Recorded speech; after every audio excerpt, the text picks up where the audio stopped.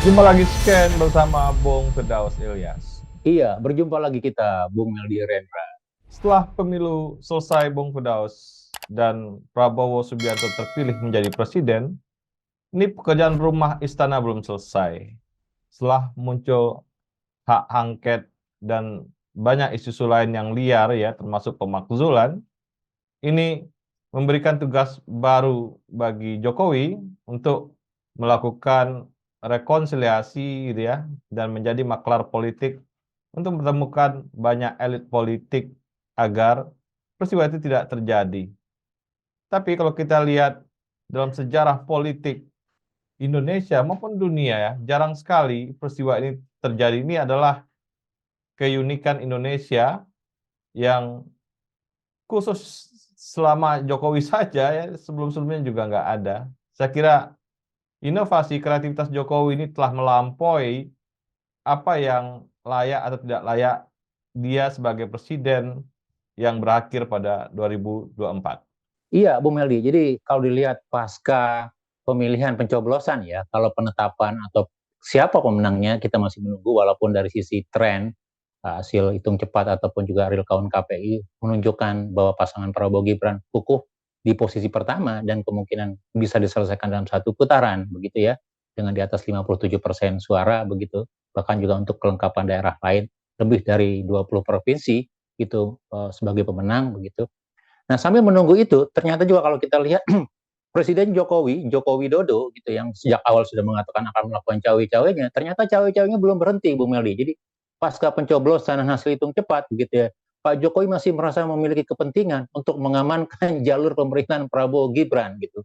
Dan ini terlihat bagaimana Pak Jokowi begitu sibuk melakukan semacam ya baik itu sosialisasi ataupun juga melakukan semacam komunikasi, terutama tidak hanya di internal koalisi Prabowo Gibran, tetapi juga di koalisi lawan-lawannya, baik 01 ataupun 02 gitu.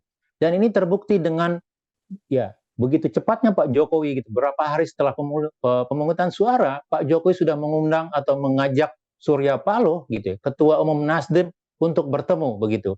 Dan ini juga menimbulkan pertanyaan publik, apa yang terjadi dengan Nasdem yang merupakan koalisi Amin gitu ya, Anies Baswedan Caimin gitu ya, belum selesai proses penghitungan pemilu gitu ya, itu sudah bertemu dengan Jokowi. Apakah gitu ya, Pak Surya Paloh ditandai atau diajak untuk masuk dalam koalisi atau bagian dari mengamankan pemerintahan Prabowo Gibran nanti begitu ya. Itu yang belum diketahui oleh publik.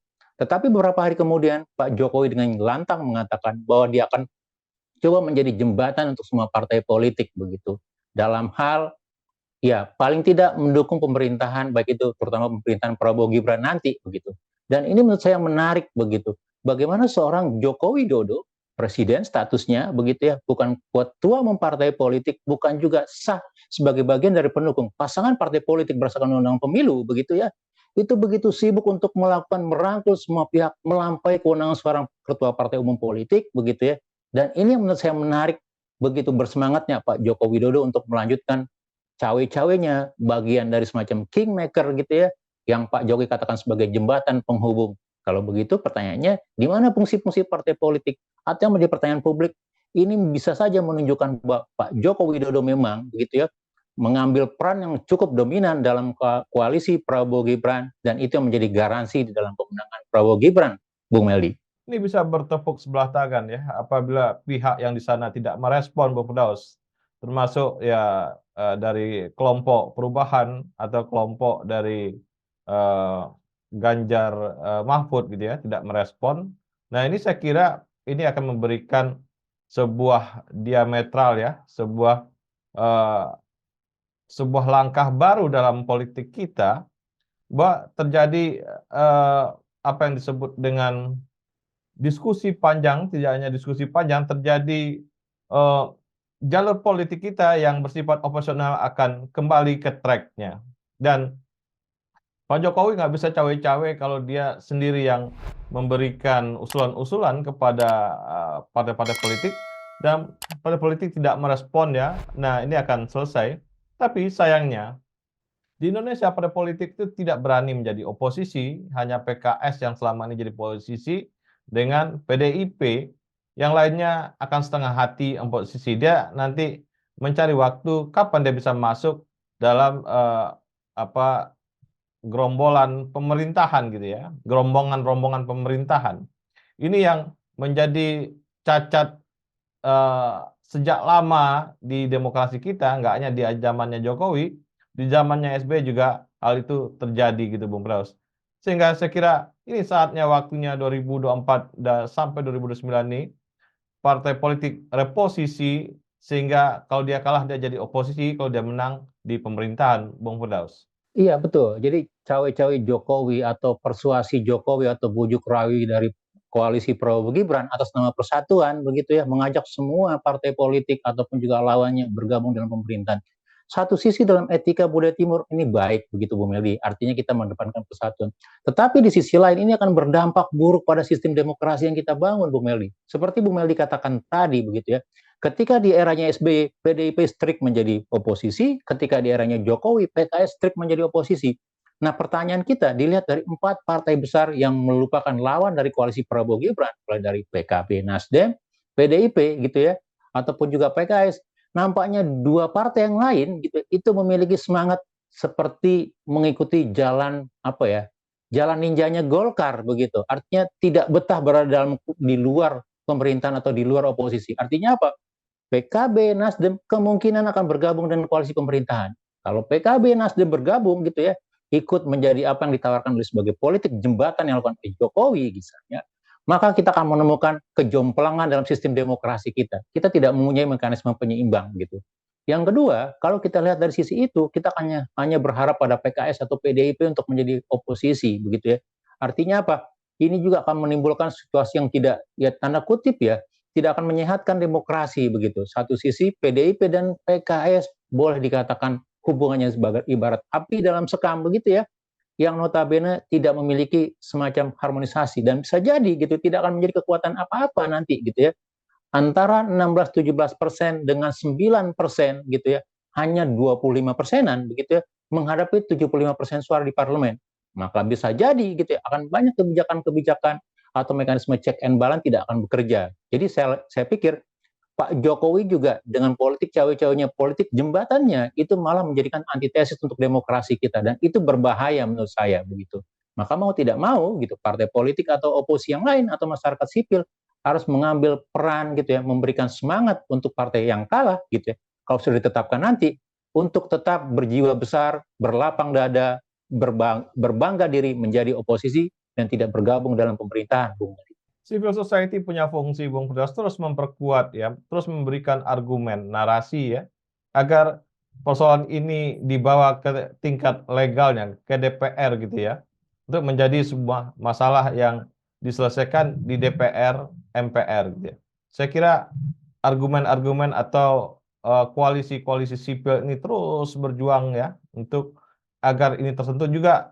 Kita berharap mahasiswa juga melakukan konsolidasi di bawah, karena ini akan pada suatu titik bagaimanapun ketika masyarakat sipil sangat kuat bersatu gitu, biasanya partai politik juga akan pindah, Bung Firdaus ya. Kita melihat selalu angin perubahan yang kuat membuat partai politik juga berubah atau dia melihat kecenderungan waktu di kekuasaan gitu ya. Nah, saya kira penguatan civil society adalah solusi yang lain yang harus kita coba agar teman-teman di DPR, MPR dia bisa berubah dan memperkuat demokrasi kita kepada jalan yang benar, Bung Firdaus.